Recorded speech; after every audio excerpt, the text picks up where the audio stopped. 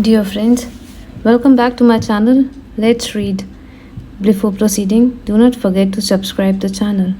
From the timeless collection of Munshi Premchand, let's read Boodhi Kaki, a very touching and heartwarming story. So please do listen to the end. Let's begin. Old age is for the most part a backslide into infantilism.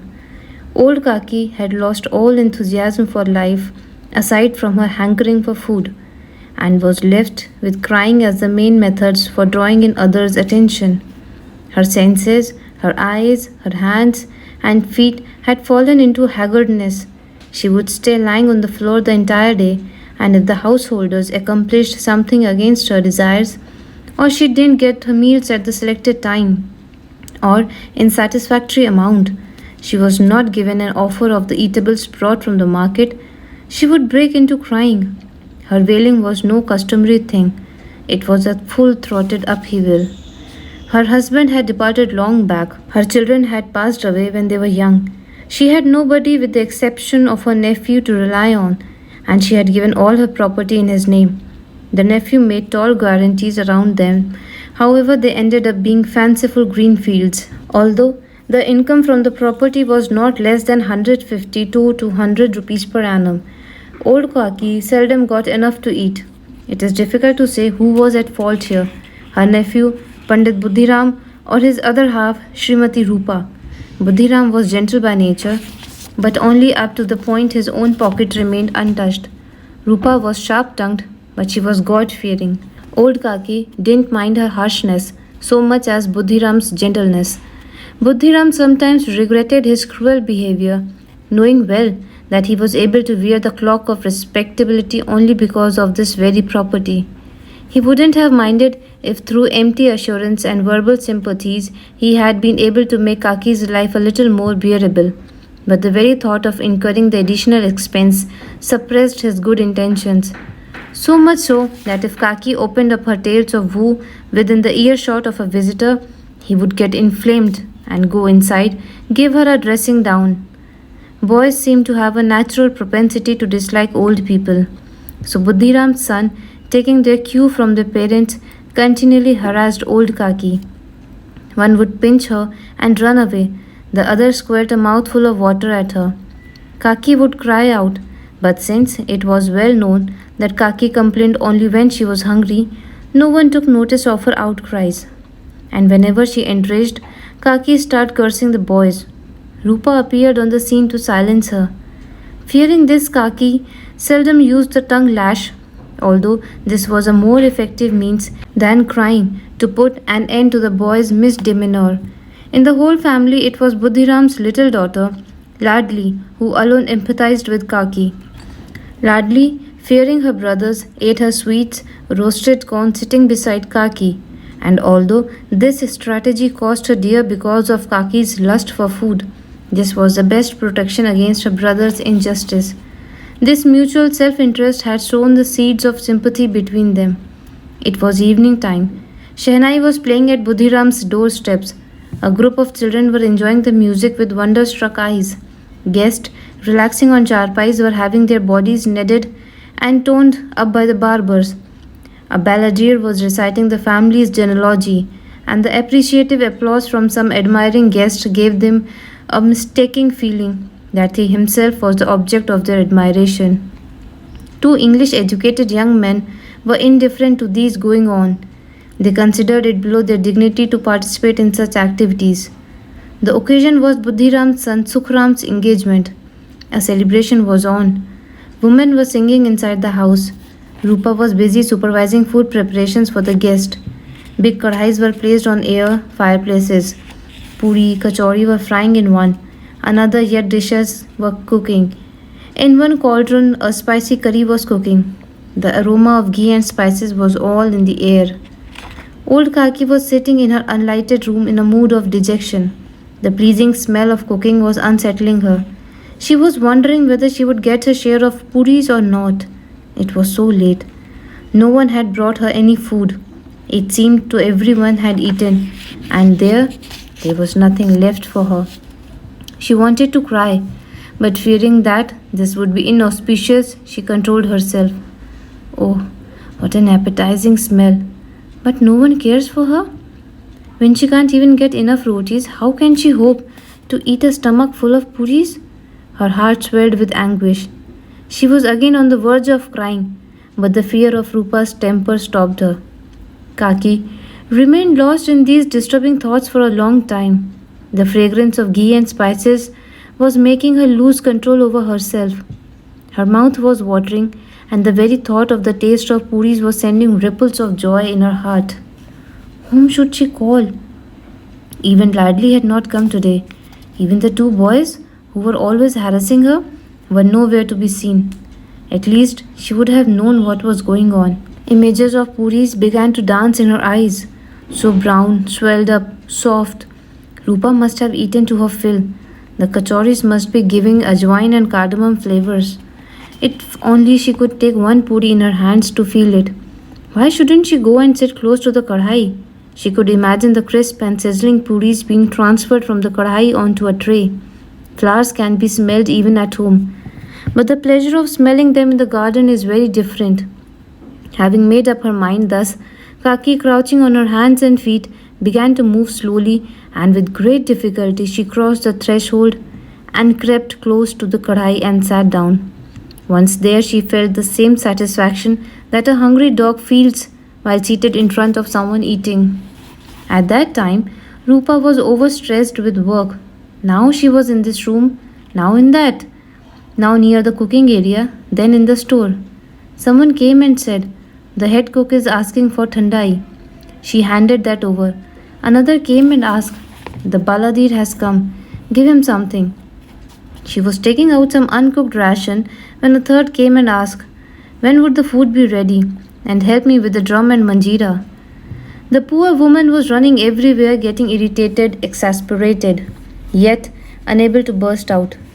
She was afraid that the neighboring woman might accuse her of losing her temper over small matters. Her throat was dry with thirst, and her body scorched with heat. Yet she had no time to have a drink of water or fan herself for a moment. And she was afraid that if she relaxed her watchfulness for a moment, there would be no end to pilfering. It was in this state of mind that she saw old Kaki sitting close to the kadhai. She was infuriated and could no longer control her temper. She forgot that the neighboring women were watching and or how the men sitting around would react. Just as a frog jumps upon an earthworm, Roopa pounced upon old Kaki and shook her with both hands and shouted, "Shame on such a stomach! Is it a stomach or a furnace? Why couldn't you sit back in your room? The guests haven't eaten, no offering has been made to God, and you couldn't wait and have some riding on your chest? Let such tongue burn up. Had we not been feeding you? I wonder what you would have done. Looking at you, the villagers would accuse us of starving you. You torment us like an evil spirit and refuse to die." Old Kaki lifted her head. She neither spoke nor cried. Quietly she crept back to her room. The feast was ready. Leaf plates were laid on the floor. The guests began to eat. The women started singing the song of the feast. The barbers and retainers of the guest were also eating, but they were seated at a distance from the guest. The custom required that no one should rise until the whole party had finished eating. A few educated guests were getting irritated, for they thought the retainers were eating too much and taking too long to finish. They regarded this custom as meaningless. Back in her room, old Kaki was ruining her conduct. She was not angry with Roopa, but was regretting her own hasty behavior. How could the householders eat before the guest had eaten? Why couldn't she restrain herself? She was insulted before everyone present. Now she won't go until she was called. Having thus made up her mind, she sat waiting to be called. But the pleasant smell of ghee was severely teasing her. Each moment felt like an eon. The leaf plates have been laid. The guests have arrived. The barbers are helping them wash their hands and feet. Now they have started eating. The song of the feast is being sung. Visualizing all this, she lay down to console herself. Gradually she began to hum a tune. Then she felt she had been singing for too long. Were people still eating? She couldn't hear a sound. They must have gone away. And no one has come to her room? Rupa must have been annoyed with her and she won't send her for assuming that she would come by herself. She was not a guest. Kaki got ready to go. The belief that in a short while she would be served puris and spicy curry sent her taste buds humming. She weighed many options. First, I would eat puris with curry, then with curd and shakkar. Kachoris would taste lovely with raita. They may like it or not. I would feel no shame and ask them to serve me again and again. They might say I have no shame. Let them. I was getting puris after so long. She came creeping into the courtyard. But what a bad luck! Desire, as its nature, had disoriented her sense of time. The guests were still seated. Some were licking their fingers, some arching their eyes to see if there were others still eating. Some were eyeing the puris lying uneaten on their plates, regretting they had not eaten them up. One was smacking his lips after eating curds, but was too shy to ask for more. Just then Kaki came creeping amongst them. When they saw her, some guests rose from their seats in a state of shock. They began to shout, "Who is this old woman? Where has she come from? Be careful, she may not touch anyone." The moment he saw Kaki, Pandit Buddhiram became red with anger. He dashed to the ground with a tray full of puris he was holding, and just as the heartless money lender catches a dishonest and renegade debtor by his neck, he caught Kaki by her hands and dragged her into the unlighted room. The garden, watered with hope, was scorched dry with just one gust of hot wind. The guests had eaten, the family had eaten, the musicians, the washermen, the chamars, all had eaten, but no one thought of Kaki. Buddhiram and Roopa decided to punish her for her shameful conduct. They showed no compassion for Kaki's old age, her wretched existence, or her mental decline. Ladli loved Kaki very much. She was a simple-minded girl with no trace of childish behavior or prankishness. She had been dumbstruck when she saw her parents dragging Kaki away. This was too shocking for her. Why hadn't they fed Kaki? Would she have eaten all the puris? What if Kaki had eaten before the guest had been served? She wanted to go and commiserate with Kaki, but couldn't do it for fear of her parents. She hadn't eaten her own share of puris and hidden them in her doll's basket. She was impatient to carry these for Kaki. It was 11 in the night. Roopa was fast asleep in the courtyard. Ladli had been unable to sleep. The sweet pleasure of seeing Kaki eat puris wouldn't let her sleep. Her doll's basket lay by her side. When she was convinced that her mother was fast asleep, she decided to get up. It was dark all around, except for some light from the fireplaces. A dog was sleeping close by. Ladli looked up towards the neem tree. She felt as if Hanumanji was sitting up there. She could see his tail and mace very clearly. She shut her eyes out of fear. In the meantime, the dog got up and ran off. This gave her some courage. She picked up her basket and walked towards Kaki. The only thing old Kaki remembered was that someone had dragged her by her hands and that she was being carried across a mountain. Her feet were repeatedly hitting against stones. Then someone had thrown her from atop at the mountain and she had lost all the consciousness. When she regained her senses, she heard no sound of any movement. She realized everyone had gone to sleep after eating. With this, her own destiny had also been put to sleep. How would the night pass? Oh Ram! What should she eat? Her stomach was churning with hunger. No one cared for her. Would they get rich by keeping her hungry? These people had no compassion for an old woman who was going to die any time. Why hurt her? Buddhiram could have told her to wait till the guests had eaten. She was dragged and pushed. And just for these puris? Roopa insulted her before all, and even after such ill treatment, their hearts did not melt. With all these thoughts in her mind, Kaki lay down. Her heart was filled with anguish, but she didn't cry, thinking of the guest. All of a sudden, she heard a voice. Get up, Kaki. I have brought puris for you. Kaki recognized Ladli's voice.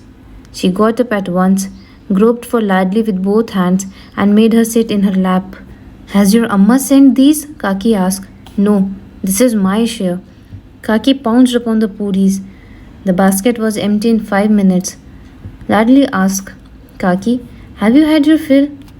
Just as a light shower aggravates rather than mitigates the heat, the few puris spiked Kaki's craving and said, No, my daughter. Go to your mother and bring some more. Ladli said, Amma's asleep. If I wake her, she would thrash me. Kaki fished around in the basket again. She found a few crumbs that were left there, and as she licked them, she smacked her lips. She was becoming desperate to eat some more puris. When the floodgates of patience are breached, the gush of desire becomes uncontrollable. Just as the very thought of liquor sends the drunkards reeling, Kaki's ungratified heart was carried away. She forgot the distinction between what was proper and improper. She said to Ladli, Take me to the place where the guests were eating. Ladli could not guess her motive. She caught Kaki by her hand and took her there and made her sit among the leaf plates on which lay the food left over by the guest. The miserable, starved, and unhinged old woman began to devour the leftovers from the leaf plates lying scattered all over. Oh, how tasty was the curd! How crisp, soft, and well salted were the kachoris. Although mentally unsettled, the old woman knew that she was doing something that must never be done, that she was licking the leaf plates left by the guest. But old age is the terminal stage of the sickness called insatiety, where all the unfulfilled desires converged at one point.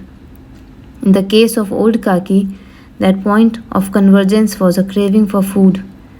Just then Roopa woke up. She did not find Ladli by her side. She looked for her bedside, the cot fearing she might have slipped and fallen. When she looked around, she saw Ladli standing beside the sullied leaf plates and old Kaki picking crumbs from there and eating. Roopa was stunned.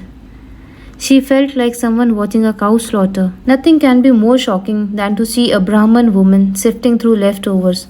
Her husband's cousin, mother-in-law, was behaving so despicably just for a few crumbs of puris. It was a terrifying sight.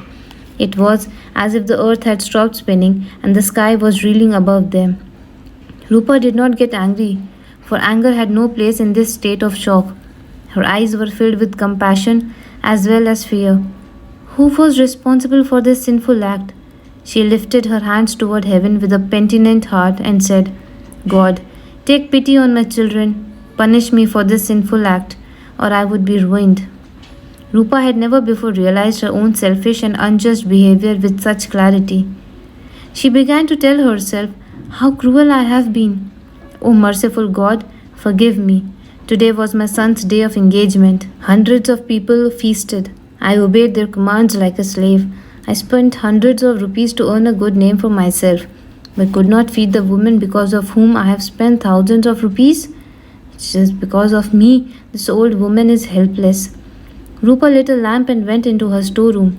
She laid all the eatables in a tray and took it to the old woman. It was already midnight.